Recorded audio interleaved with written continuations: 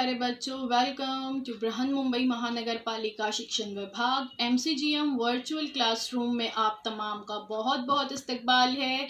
और जैसे कि आपको पता है कि स्कूल्स हमारे फिलवक्त बंद है, लेकिन तालीम का सिलसिला रुका नहीं है, थमा नहीं है। और जो है हम आपके सामने रोज़ बरोज़ जो है नए नए लेक्चर्स के साथ जो है हाजिर होते हैं। तो वैसे ही आज का हमारा एक नया इंटरेस्टिंग सेशन लेकर हम आए हैं आपके साथ, और मैं हूँ आपकी मौलमा शेख ज़रीन सबा। तो चलिए शुरुआत करते हैं हमारे आज के सेशन की। बृहन मुंबई महानगर पालिका शिक्षण विभाग पेश करते हैं आज का सबक कुदरती वसाइल की खुसूसियात, properties of natural resources, part 2। Part 1 इस चैप्टर का हमारे यूट्यूब चैनल पर दस्तयाब है, आप वहां जाकर देख सकते हैं अगर आपने अब तक नहीं देखे हैं तो। जमात हफ्तुम के लिए स्टैंडर्ड 7 के लिए मजमून है हमारा साइंस, सब्जेक्ट है साइंस, और मैं हूं आपकी मौलमा ज़रीन सबा from MCGM virtual classroom Mumbai. तो चलिए बच्चों शुरुआत करते हैं। इसके पहले वाले वीडियो में हमने हवा या एयर की बारे में मालूमात हासिल किए थे, प्रॉपर्टीज ऑफ एयर जो है हमने वहां पर देखे थे। आज जो है हम इस देखेंगे। आज हम देखने जा रहे हैं पानी यानी प्रॉपर्टीज ऑफ वाटर। देखिए पानी की क्या खुसूसियत है, प्रॉपर्टीज ऑफ वाटर क्या है, चलिए देखते हैं। सबसे पहले तो सवाल किया गया है आपकी किताब में कि पानी जो है वो किन किन हालतों में पाया जाता है। तो हमें पता है पानी 3 हालतों में पाया जाता है, ठोस, माय और गैस। ठोस यानी बर्फ की शक्ल में, जब पानी को जो है बहुत ज़्यादा सर्द किया जाता है या हम फ्रीज़र में उठाकर रखते हैं तो पानी जो है बर्फ़ की शक्ल इख्तियार कर लेता है, वो उसकी ठोस हालत है। माय, आम दर्जे हरारत पर पानी जो है माय हालत में होता है, जिसका इस्तेमाल हम पीने के लिए भी करते हैं ना। और फिर तीसरी हालत है गैसी हालत, जब पानी जो है भाप बनकर उड़ जाता है तो वो गैसी हालत में होता है। तो इस तरह से पानी 3 हालतों में पाया जाता है। आम दर्जा हरारत पर पानी माय हालत में पाया जाता है। पानी जो है वो एक बहने वाली शय है, ठीक है। ये हमें पता है कि आम दर्जा हरारत पर पानी जो है कैसे पाया जाता है, माय हालत में पाया जाता है। और ये कैसी शय है, बहने वाली शय है। यानी अगर हम कहीं पे भी पानी को किसी ग्लास में किसी बर्तन पे नहीं रखते हैं, हम ऐसे ही इसे जमीन पर अगर छोड़ देंगे, पानी कहीं जमीन पे गिर जाए तो ये बहने लगता है।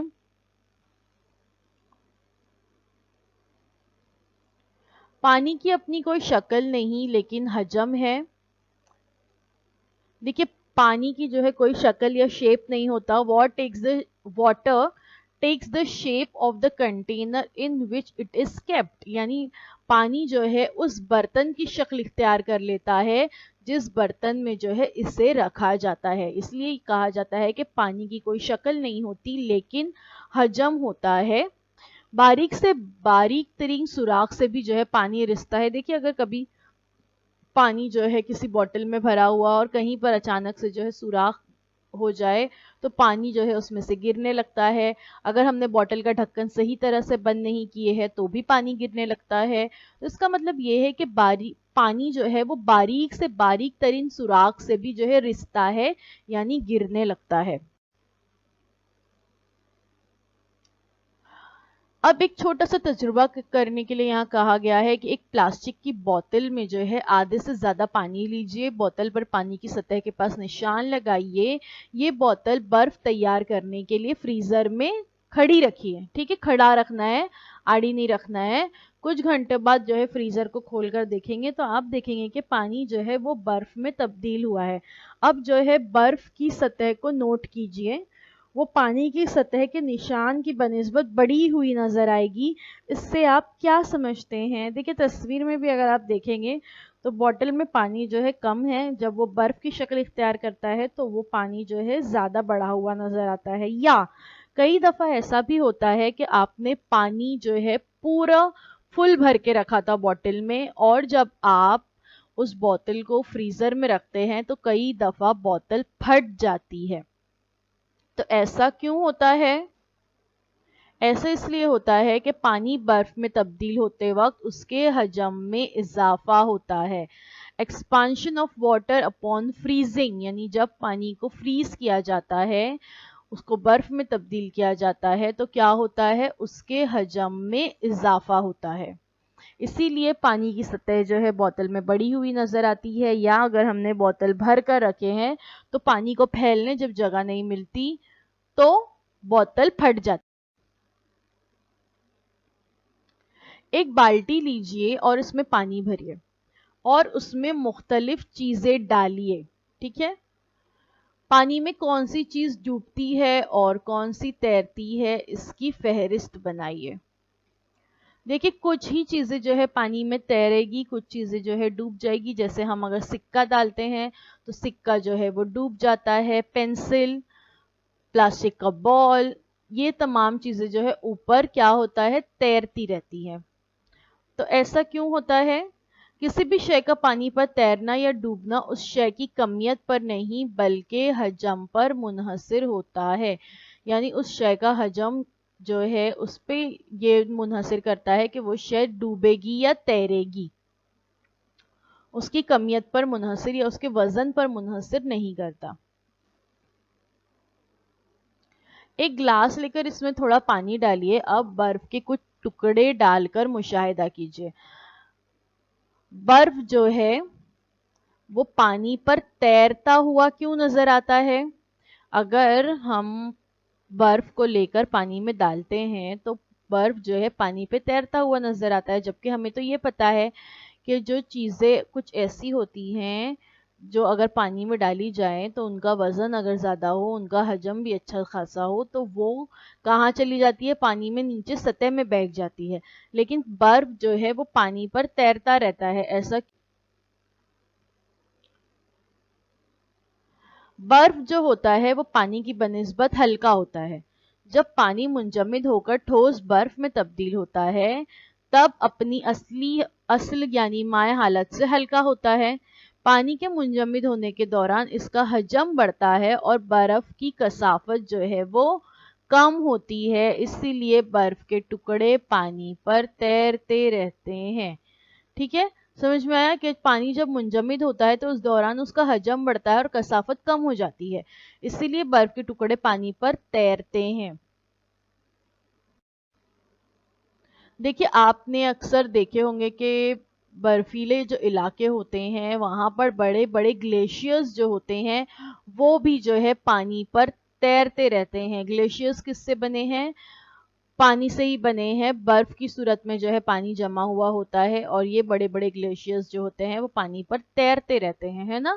لیکن اگر اس گلیشیئر پر کوئی جانور آ کر بیٹھ جائے، جیسے یہاں تصویر میں نظر آ رہا ہے کہ برفانی ریچھ جو اس پہ آ کے بیٹھ گیا ہے، تو بھی وہ گلیشیئر پانی میں نہیں ڈوب رہا. ایسا کیوں ہوا؟ آپ کو وجہ معلوم کرنی ہے اور مجھے پانی کی کثافت یا ڈینسٹی آف واٹر، شے کا حجم اور اس کی کمیت کا آپس میں تعلق. کسی ایک شے کے ذریعے گھیری ہوئی جگہ یعنی اس کا حجم ہوتا ہے اور شے میں مادے کی مقدار یعنی اس کی کمیت. یعنی جو شے جو ہے جتنی جگہ گھیرتی ہے وہ اس کا حجم یا والیوم کہلاتا ہے، اور شے میں مادے کی مقدار یعنی جو اس کا وزن ہوتا ہے وہ اس کی کمیت کہلاتی ہے. تو کثافت برابر کیا ہے؟ کمیت بٹے حجم. کمیت گرام میں اور حجم جو ہے مکعب سینٹی میٹر میں ناپتے ہیں، تو کثافت برابر گرام بٹے مکعب سم. اس طرح کثافت کی اکائی گرام فی مکعب سینٹی میٹر ہے. Density of water is the weight of the water per its unit the volume. یعنی پانی کی کثافت کیا ہے؟ ایکچوئل میں پانی کی کثافت معلوم کرنا یعنی پانی کا وزن معلوم کرنا اس کے یونٹ والیوم میں. ٹھیک ہے، تو پانی کی کثافت کی اکائی جو ہے کیا ہوگی؟ گرام فی مکعب سینٹی میٹر. ٹھیک ہے، کیوں ایسے ہوگی؟ ہم نے دیکھے کثافت برابر کمیت بٹے حجم ہوتا ہے اس لیے. اب دیکھتے ہیں anomalous expansion of water. پانی کا خلاف معمول رویہ. پانی کیا کا ہے پانی کا خلاف معمول رویہ دیکھتے ہیں. عام طور پر مادے کا درجہ حرارت کم کرنے پر اس کی کثافت بڑھتی ہے اور حجم کم ہوتا ہے، لیکن پانی اس سے مستثنیٰ ہے۔ کس طرح؟ دیکھیں یہاں پر بتایا گیا ہے کہ ایک سمندر ہے جس میں اوپر جو ہے برف جمی ہوئی ہے، اور اگر سمندر کی اوپر کی تہہ پہ برف ہے تو ہمیں یہی لگے گا نا کہ نیچے بھی برف ہوگی، نیچے بھی پانی جو ہے انتہائی ٹھنڈا ہوگا، لیکن ایسا نہیں ہوتا۔ یہ پانی کی کثافت کی انفرادیت ہے۔ عام درجہ حرارت کا پانی ٹھنڈا کرنے لگے تو عام مائعات کی طرح اس کی کثافت بھی بڑھتی ہے، لیکن 4 ڈگری سینٹی گریڈ درجہ حرارت پر پانی کی کثافت سب سے زیادہ ہوتی ہے، اور 4 ڈگری سینٹی گریڈ کے پانی کا درجہ حرارت کم کیا جائے تو اس کی کثافت میں کمی ہو کر اس کا حجم اب بڑھنے لگتا ہے، یعنی 4 ڈگری سینٹی گریڈ سے درجہ حرارت کم ہوتا جائے تو پانی پھیلنے لگتا ہے۔ اسی کو پانی کا خلاف معمول رویہ کہتے ہیں۔ ہونا یہ چاہیے تھا کہ وہاں پر درجہ حرارت جو ہے کم کرنے پر حجم بھی کم ہوتا، لیکن یہاں پر کیا ہوتا ہے، پانی پھیلنا شروع ہوتا ہے، اور اسی کو پانی کا خلاف معمول رویہ کہا جاتا ہے۔ دیکھیے ایٹماسفیئر بلو 0 ڈگری سینٹی گریڈ اوپر دیکھ رہے ہیں آپ، پھر یہاں پہ کیا جم گئی، 0 ڈگری سینٹی گریڈ پر آئس جمع ہو گئی۔ اب اس کے نیچے پانی کا درجہ حرارت کس طرح ہوگا، 0 ڈگری، 1 ڈگری، 2، 3، اور پھر اس کے بعد جو ہے ایک دم نیچے جو ہے 4 ڈگری ہوگا، 4۔ اب بے حد سرد علاقوں میں ندیاں، تالاب وغیرہ جم جانے کے باوجود آبی حیوانات کس طرح زندہ رہتے ہیں؟ ابھی ہم نے دیکھے نا کس طرح زندہ رہتے ہیں۔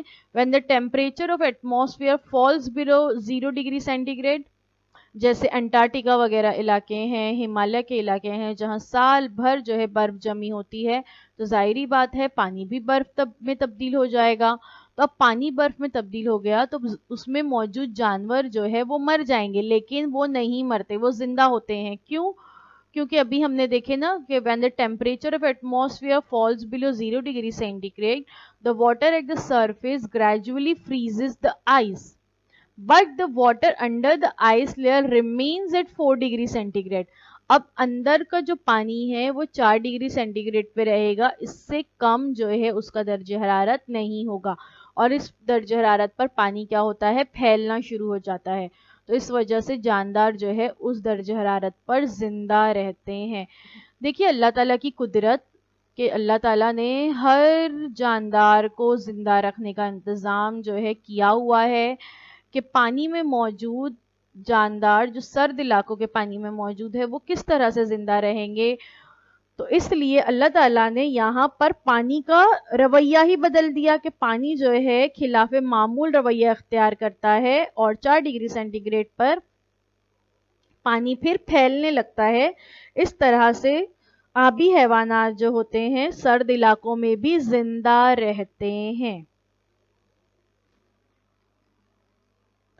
اب ایک چھوٹا سا تجربہ ہے کہ 2 بڑے گلاس لیجئے، ان میں پانی ڈالیے۔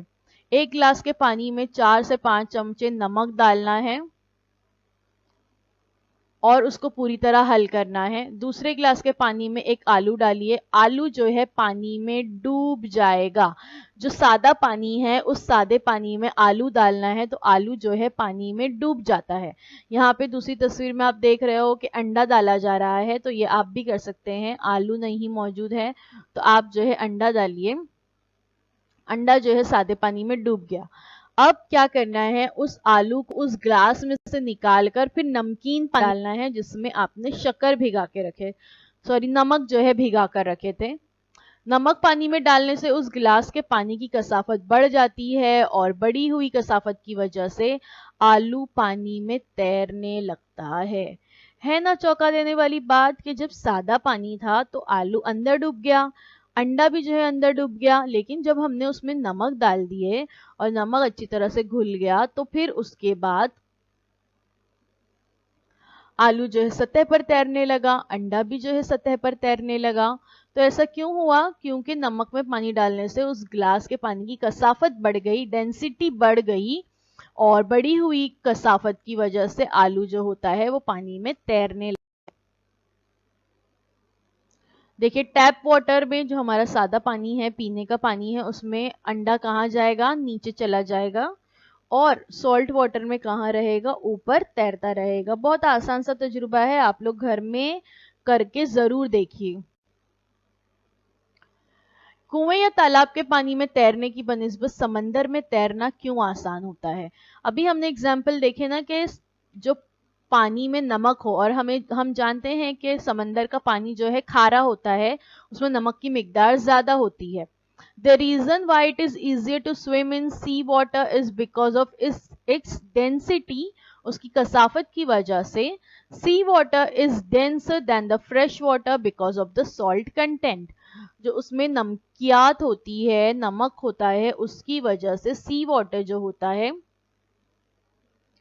समंदर का जो पानी होता है, उसकी कसाफत ज्यादा होती है फ्रेश वाटर की बनिस्बत।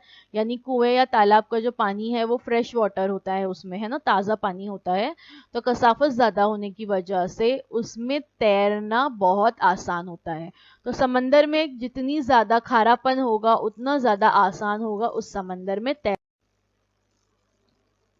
पानी में हल होते वक्त नमक के जर्रात जो है उसमें फैल जाते हैं। अभी हमने जो छोटा सा तजुर्बा किए कि हमने क्या किए, पानी में नमक को हल किया और फिर हमने क्या किया, उसमें आलू या अंडे को छोड़े, है ना।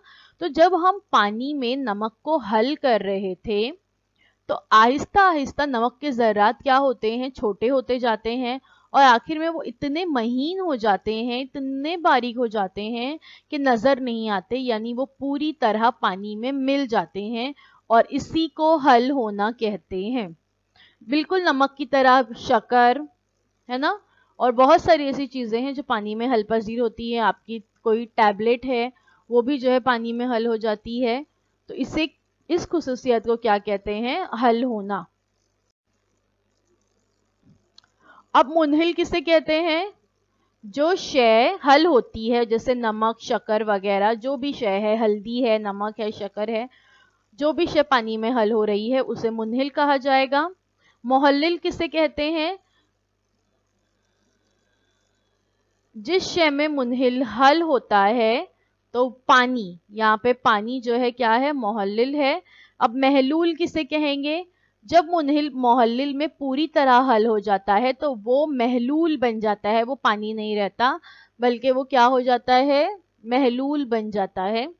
यहाँ पे आप देख सकते हो नमक मिलाने के बाद उस पानी का रंग जो है तब्दील हो गया, तो ये क्या बन गया, नमक का महलूल बन गया। अब देखते हैं यूजेस ऑफ वाटर। ये तो हमने पानी की तमाम खुसूसियत देख ली है, अब हम पानी के चंद इस्तेमालात देखते हैं। हम ये जानते हैं कि पानी हमारी ज़िंदगी में बहुत ज़्यादा अहमियत रखता है, क्योंकि सबसे अहम इस्तेमाल ये है कि पानी का इस्तेमाल हम पीने के लिए करते हैं।